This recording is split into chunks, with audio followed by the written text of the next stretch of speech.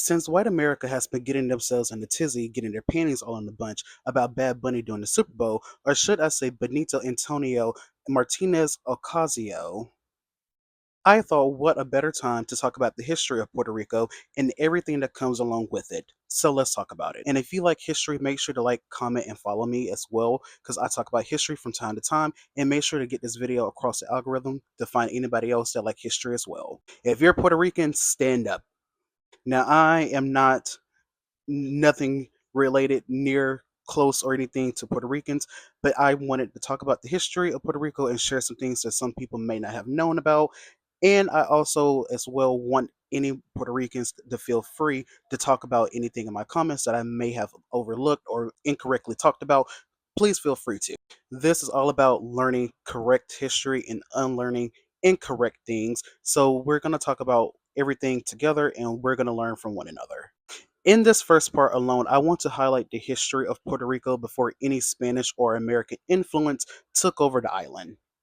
The first inhabitants of present day Puerto Rico were the Taino people, and the Taino people lived across multiple different parts of South America in the lower and the greater Antilles. The Taino people were a subgroup from the Arawak people. Once again, my pronunciations of some things might be incorrect. And it's believed that the Taino people migrated from what is present day Venezuela in the Orinoco River region around 500 BC to 600 AC. And just for historical context, around the time of 500 BC, there's a lot taking place in the world, such as Mesoamerica existing. The Roman Iron Age is beginning in Scandinavia. This is also around the time in Africa where the Hutu tribe is emerging. If you know anything about the Hutus, that's another history video I can do if you want me to. The Taíno people originally named present day Puerto Rico the island of Boricuan.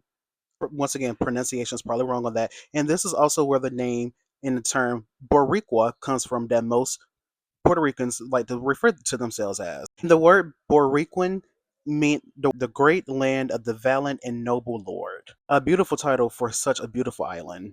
And a quick little side note on the Arawakan people, they were a group of indigenous people native to Caribbean in the northern part of South America. At the time of their settlement, the Arawakan language was the widely most extensively spoken language in what would be present day Venezuela.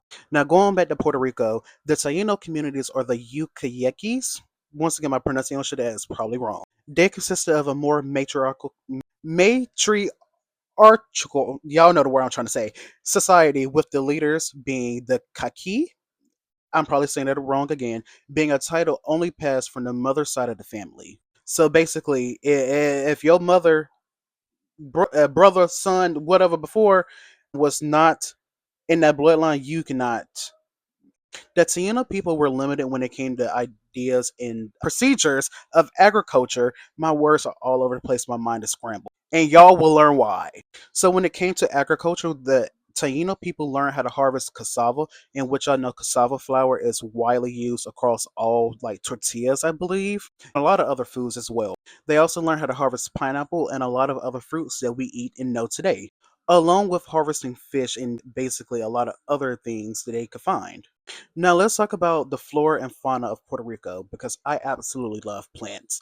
Puerto Rico is home to over 2,000 native plants, including 200 plus endemic species of plants. And that basically means that these plants have adapted to only surviving in Puerto Rico's climate. So basically, if you try to take one of these endemic plants away from Puerto Rico and try to grow it in, let's say, here in Georgia, it will not grow. It will immediately just die.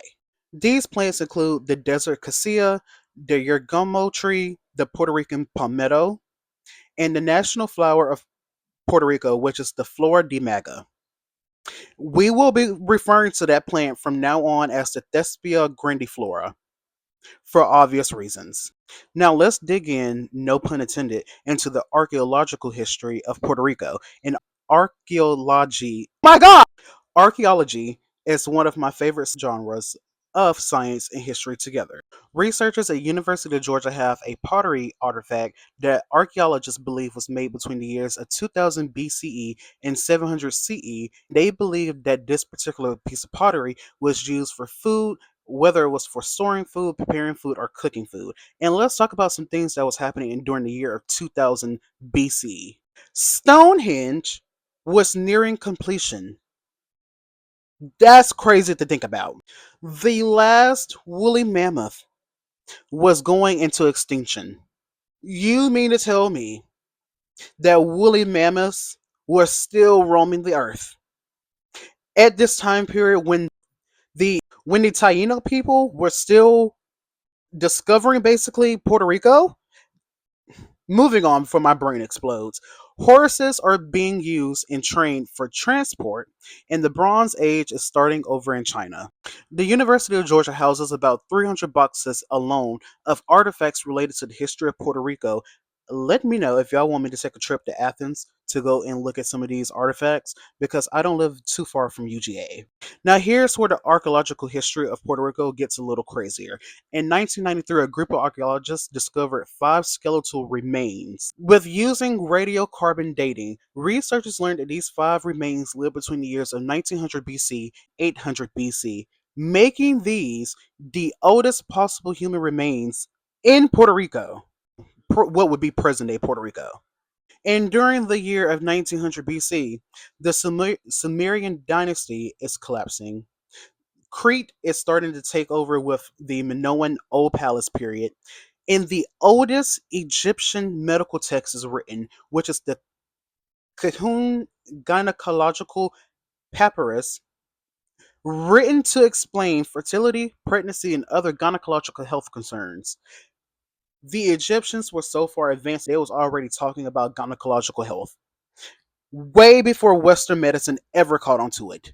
Centuries before Western medicine. With this radiocarbon dating research that they found, they gathered that these inhabitants, which are the Taino people of modern day Puerto Rico, was nomadic, which they was once believed to just settle permanently in certain parts of modern day Puerto Rico, but they were actually moving all across the island. And they also had a more varied diet of foods that they were eating than what people thought that they were just limited to. This is absolutely insane. So come back for part two where we're going to talk about Christopher Columbus, unfortunately, because all history has to be talked about. And there are some things that I did not know, so I know you did not know about them. So come back for part two.